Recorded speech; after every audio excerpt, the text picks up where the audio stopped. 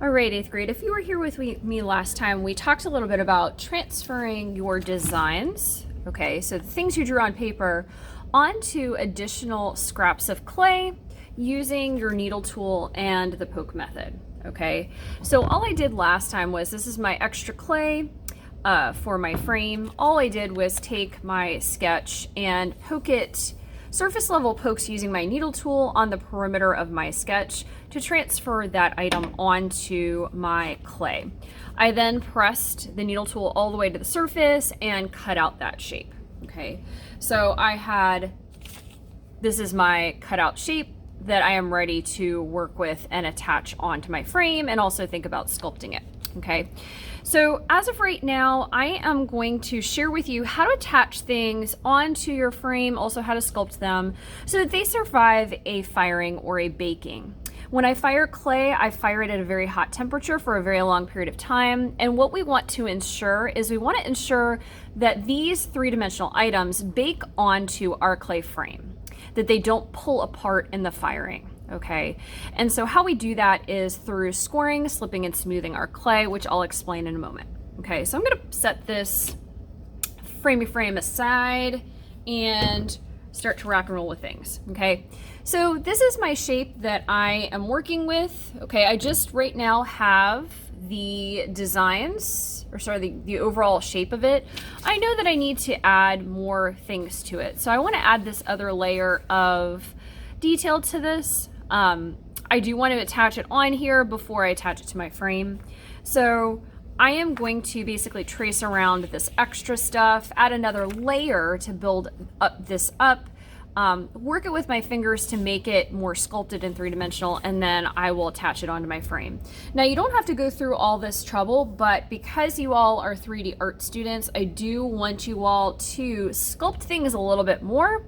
So right now this is very, even though this is a 3D part, it's very flat, okay?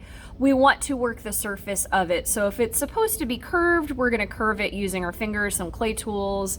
We're gonna work on building up some areas, okay? So I have my initial shape. I wanna do this center one as a cutout. I want to build it up on top of this one here. So that's what I'm working on right now, okay? So humor me for a moment while I do this. All right. So I'm going to take this and I am going to just do surface level pokes to build up some of my pieces. You do not have to do this for all of your pieces. I just want to share with you how to sculpt something to make it 3D, a little bit more 3D. Okay. And again, I'm keeping these pokes very close together. I'm keeping them just surface level. Okay, once this is transferred onto my clay like so, I am going to cut it out on the perimeter. That means the outside. So I'm pressing my needle tool all the way to the surface, like so, okay? And let's say I want, this center part to be even more 3D. I can create one right here, okay? And I'm gonna pop those out and set this extra clay aside. At this point in time, I could smush this back together, roll it through the slab roller to create a nice new slab to work with. Okay, so I have these parts here that I want to attach together like so to make this into a more 3D sculpted flower. I just want to make sure that these parts end up baking together, okay? And so in order for them to bake together, I do have to score, slip, and smooth them, all right? So I have a couple of tools I can use for scoring, okay? Scoring are basically scratch marks. Think of it in terms of Velcro. With Velcro, you have the spiny side and you also have the regular kind of furry side. They stick together. You can use either your fork or your needle to score your clay. Okay. Sometimes I find it easiest to use the fork just because I can cover a large area very quickly. If you're scoring something small, it may not make sense to use the fork. At this point in time, I'm going to add just a smidge of water. I'm going to add a smidge of water to both sections of my clay. And then I am going to smush it down. Okay. Now at this point in time, I am not done. I need to pull clay over the seam. Okay, so here's what that means. See how there is a line that separates one piece of clay from the other? There's a line that separates the small piece from the large piece. I need to take the small side of one of my green clay tools and do what's called smoothing clay over the seam. It looks like little baby bite marks.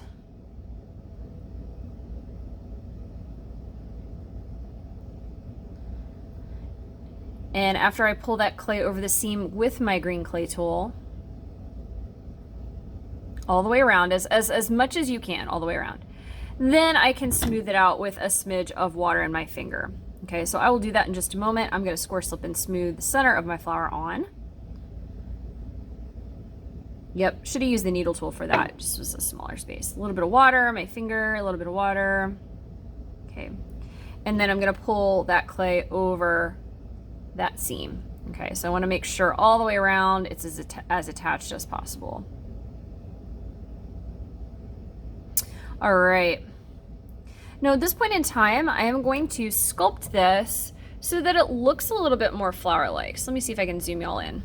Okay, so I'm going to sculpt this so it looks a little bit more flower-like. So what I can do is use the best clay tool I have, which is my finger, and start to mold or shape this. I can also use these green clay tools as well. These are great tools to use, but I can start messing with the surface. So I can round the edges,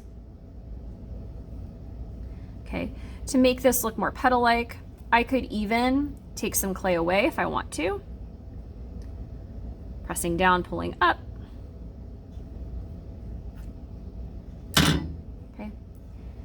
I'm gonna kind of just do this quickly for you all just so you can see how I'm sculpting certain areas.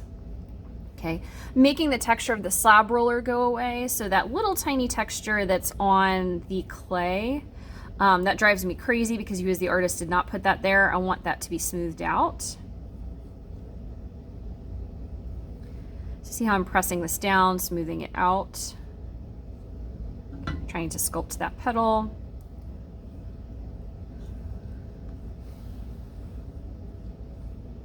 Pressing down, smoothing it out. Okay, and then I can also share with you how to carve into the clay, and then of course how to attach this onto your frame. All right, so using your fingers to smooth this out, anywhere where you press the clay towards the table, it will spread out more. If you pinch it together, it will creep upright. Okay, so it'll gradually just kind of go that way. All right, so I have my overall petals sculpted. Okay, just by rounding out the corner with my finger, pressing it down towards the table so these look a little bit more petal-like. I also, in the process, kind of smoothed out a little bit of my baby bite marks. I'm now going to work with the center part and then also the other petals. You can add a smidge of water to this. You just have to be careful not to overwater your clay. Remember, clay is just mud that comes out of the earth. If you add too much water to it, it will just become a muddy mess. Okay, so I went ahead and I smoothed this out to make it more rounded. Okay, and then I'm gonna smooth these individual petals out and then carve a little bit of detail in before I attach it onto my frame. Okay, so I'm doing the same thing. I'm just smoothing out the edges to make these rounded. I could also use a yellow paintbrush for this to help get into places that are a little bit harder to reach. Okay. All right. At this point in time, I'm going to take my clay tool and just do a little bit of carving into this to sculpt it. So one of the things I can do to sculpt my clay is I can carve into it once it's smoothed out. So I could even take my needle tool here, create these little lines if I need to. I might not like that, but it doesn't really matter.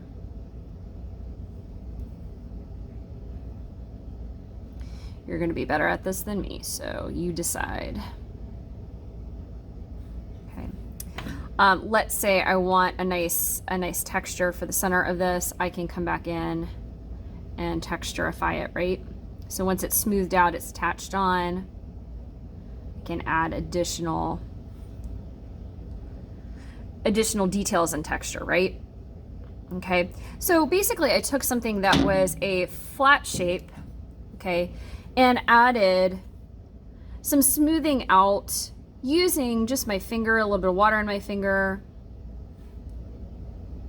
okay, to sculpt the surface. So we want to make these as 3D as we can, okay, within reason. All right, now at this point in time, I have sculpted this. This is now ready to be attached onto my frame.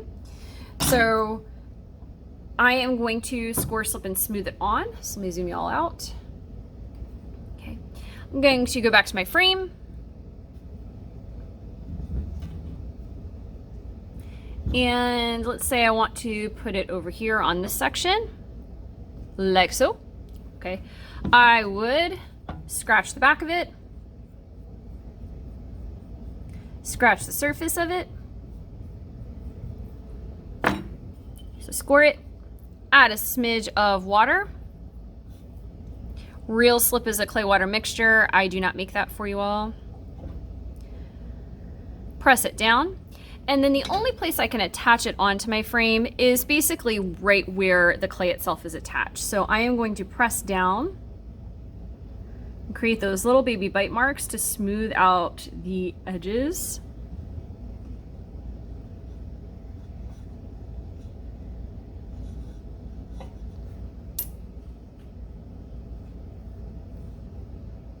Okay, a little bit of water in my finger. Again, not too much water. And there we have it. Okay.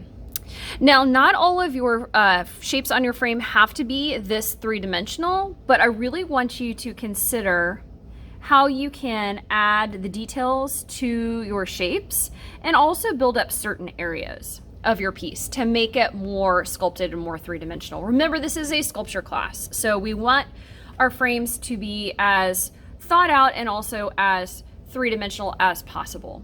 Okay, please remember to score, slip, and smooth your clay.